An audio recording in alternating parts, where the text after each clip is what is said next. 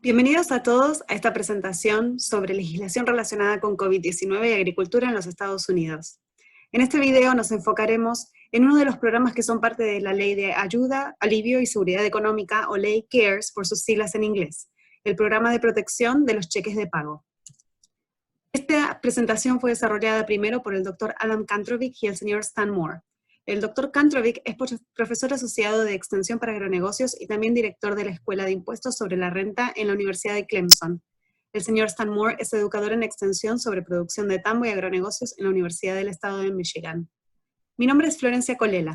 Soy educadora en Extensión sobre Agronegocios en la Universidad del Estado de Michigan y es mi placer haber hecho disponibles estos materiales para ustedes en español.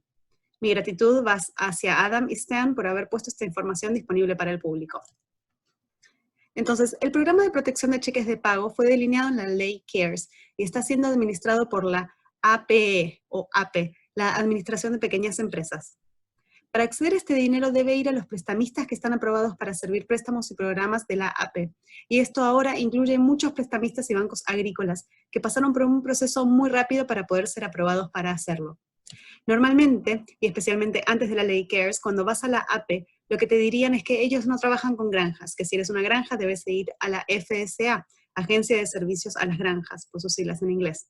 Y esto ha dejado a las granjas afuera de muchos programas destinados a pequeñas empresas. Sin embargo, en la Ley CARES se mencionó específicamente que la agricultura y algunas pequeñas cooperativas son elegibles para el Programa de Protección de Cheques de Pago.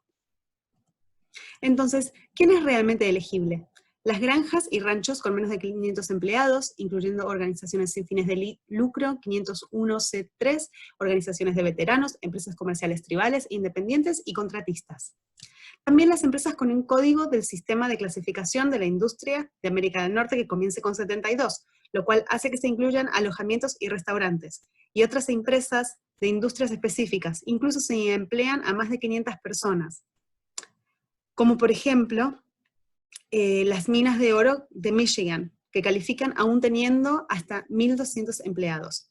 Estas empresas pueden tener más de 500 personas, pero tienen que cumplir con los estándares de tamaño de la AP para esa industria específica. Entonces, ¿quién no es elegible? Cualquier persona involucrada en una actividad federalmente ilegal, incluso si se ha legalizado a nivel estatal, por lo que las granjas que cultiven marihuana no son elegibles, ya sea que la cultiven en invernadero o campo abierto, y tampoco nadie que la venda, etc. También cualquier negocio que tenga un accionista con participación del 20% o más, que esté encarcelado en libertad condicional o libertad bajo palabra, o que esté acusado o haya sido condenado por un delito grave en los últimos 5 años. Otro caso son los negocios que son propiedad o están controlados por alguien que ha recibido un préstamo directo o garantizado de la AP o de cualquier otra agencia federal en el pasado y actualmente esté en mora o haya incumplido en los últimos 7 años. Y finalmente, nadie que emplee trabajadores del hogar como niñeras, personal de limpieza, etc. Bueno, antes de seguir adelante, vamos a definir a qué nos referimos cuando hablemos de la nómina. La nómina incluye salarios, comisiones, propinas o cualquier cosa equivalente. También las licencias de vacaciones, parental, familiar, médica o por enfermedad que pague el empleador. También cualquier asignación por despido o separación que el empleador haya pagado a una persona antes de que sea parte de la empresa.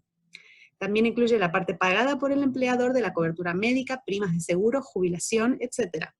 Y también cualquier impuesto estatal y local sobre la compensación que haya tenido que pagar el empleador.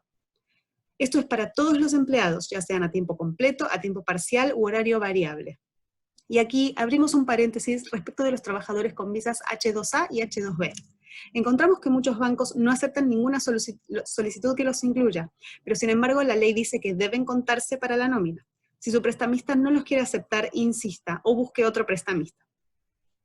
Algunas cosas que ya sabemos que no están incluidas en la nómina son compensaciones a un individuo en exceso de $100.000. Entonces, si tengo a alguien en mi nómina que gana $125.000 por año, lo que tendría que hacer es contar a esa persona solo por un valor de $100.000 para calcular el promedio de mi nómina. También impuestos federales retenidos por el empleador, impuestos al trabajo o impuestos de la ley RRB no están incluidos en la nómina. También compensación para aquellos cuya residencia principal esté fuera de los Estados Unidos, y esto es lo que presenta confusión sobre los trabajadores H2A y H2B para muchos de los prestamistas, aunque ya aclaramos que ellos sí cuentan. Y cualquier cosa que califique para estar cubierta por la Ley de Familias Primero, de la que hablamos en otro video. Es decir, si tengo un empleado que se está tomando tiempo de enfermedad o para cuidar a otros como lo contempla la ley de familias primero, y yo tomo la decisión de aplicar para que esa ley me reduzca los costos, no puedo sumarlos en mi aplicación para este préstamo de protección de cheques de pago como si yo los hubiera pagado, porque yo no lo pagué, lo pagó el IRS en ese caso. También en las secciones 7001 y 7003 de la Ley de Familias Primero se contemplan créditos para salarios de licencia que tampoco podrían sumarse si se hizo uso de ellos. Bien, entonces la nómina es la suma de todos los valores elegibles para todos los empleados o socios. Para las nuevas empresas que abrieron en el 2020, usarán la nómina mensual promedio entre el 1 de enero y el 29 de febrero de 2020.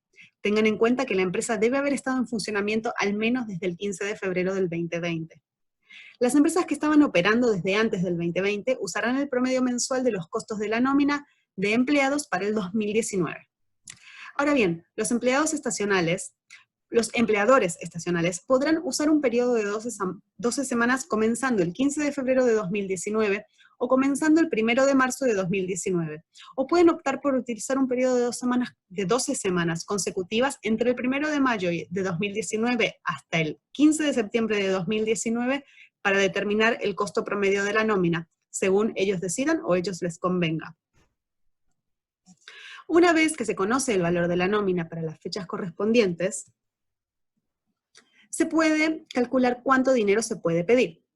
Las empresas que tengan empleados podrán pedir hasta un 250% del promedio mensual del costo de la nómina de empleados. Los que trabajan por cuenta propia sin empleados usarán el formulario de impuestos 1040 de 2019. En el anexo C o anexo F, en el caso de las granjas, en la línea 31, está el monto de la ganancia neta.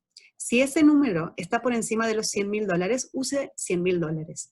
Tome ese valor, lo divide por 12 y lo multiplica por 2,5, y ese es el valor máximo de su préstamo. Si su ganancia neta fue de 0, entonces no califica para el préstamo. Si usted tiene una sociedad, el préstamo debe ser otorgado a nivel de la sociedad y no puede pedirlo a nivel individual. Por ahora no sabemos cómo manejar el caso de si un socio está recibiendo pagos garantizados de la sociedad o si una persona es parte de una sociedad, pero recibe otros ingresos por fuera de la sociedad, si puede recibir préstamos PPP por las distintas entidades. Tenga en cuenta que si usó también otros préstamos, por ejemplo el EIDL, del que hablaremos en otro video, tendrá que tomar pasos adicionales para hacer el cálculo. Y también tenga en cuenta que el monto máximo del préstamo será de $10 millones. Estos fondos se entregan para ser utilizados en pagos de salarios o compensación al propietario. También se pueden usar para muchos beneficios, pero no para cobertura por accidentes en el trabajo ni para la contribución del empleador al seguro social, también llamado FICA. Hay un segundo grupo de gastos considerados elegibles, como el pago de servicios públicos, el combustible de los vehículos que utiliza para fines laborales, alquileres o arrendamientos, siempre y cuando el contrato estuviese vigente antes del 15 de febrero, e intereses sobre deuda aprobada, si ya estaban obligados antes del 15 de febrero también, tanto para propiedades, maquinaria como personales relacionados al negocio. Al parecer no cubrirá los préstamos operativos ni sus intereses, ni tampoco la compra de prepagos. Si este segundo grupo de gastos es no más de un 25% del total, y los gastos de salarios, compensaciones y beneficios resultan en un 75% o más de su préstamo, entonces recibirá una condonación del total del préstamo, más cualquier interés acumulado. Si lo gasta para fines no aprobados, deberá pagar el préstamo en 2 años. Si sus porcentajes de gastos son distintos a 25% y 75%, entonces se le condonará una parte. Ahora bien, si se ha hecho una reducción en los salarios entre el 15 de febrero y el 26 de abril, el monto condonado será disminuido proporcionalmente, salvo que esa reducción o despido o suspensión sea eliminada antes del 30 de junio. Es decir, si el 30 de junio y el 15 de febrero tiene el mismo número de empleados y los mismos salarios, tendrá potencialmente el 100% del préstamo elegible para perdón. En el caso de los trabajadores por cuenta propia, es casi imposible que se les perdone la cantidad total si sacan el valor total del préstamo de la forma en que se hace el cálculo, o por la forma en que se hace el cálculo. Por ejemplo, si suponemos que tenía $100.000 de ingresos y lo dividimos por 12 y multiplicamos por 2,5, el valor del préstamo será de $20.833. Pero si Si dividimos esos $100.000 por 52 semanas y lo multiplicamos por 8 semanas de cobertura del préstamo, obtenemos un valor máximo de $15.385 y desafortunadamente ese valor solo equivale a 73,8% del valor del préstamo, que es del valor máximo del préstamo, cuando teóricamente deberíamos usar al menos un 75% para compensaciones y salarios. Si usted está en esta situación y realmente necesita que se le perdone el 100%, la recomendación es no sacar el valor máximo. Para calcular cuál es el máximo condonable, debo dividir ese número por 75%. En este ejemplo, eso me da 20.513, y ese sería el valor del préstamo que le convendría pedir, aunque no es el valor máximo que podría obtener. Si por otra parte usted necesita todo el dinero, la diferencia, en este ejemplo, entre $20.833 y $20.513 sería lo que tendría que pagar mes a mes como préstamo. Y ahora veremos los términos del mismo. Entonces, si tengo una granja de ejemplo que tiene empleados, el ejemplo anterior era para independientes. En esta granja tenemos un ingreso neto de $120.000. Lo primero que tenemos que hacer es sacar esos $20.000. Recuerde que el ingreso neto de la granja es el que sale de su 1040F o su anexo C para el 2019. Supongamos que pagué a un empleado $110.000 durante todo el año y a otro $70.000. Debido al límite máximo por empleado de $100.000, vamos a utilizar ese total anual para el primer empleado. Luego sumaremos los pagos anuales de los 2 empleados más el ingreso de la granja, suma $270.000. Esos $270.000 se dividen entre 12 y multiplican por 2,5 y eso da un préstamo máximo de $56.250. Para ver cuánto es el máximo condonable, tenemos que ver cuáles son los gastos en salarios para 8 semanas. Esto es 270.000 dividido por 52 semanas en el año y multiplicado por 8, lo cual me da $41.538, que pueden utilizarse para fines de nómina. Tomando esos $41.538 divididos por el 75%, obtengo un total de $55.385 que realmente podría usar entre los $41.538 para salarios y otros $13.846 que puedo usar para alquiler, servicios públicos, etc. El préstamo a pagar sería por lo menos de unos $856 en este caso, es decir, 56.250 menos 55.385.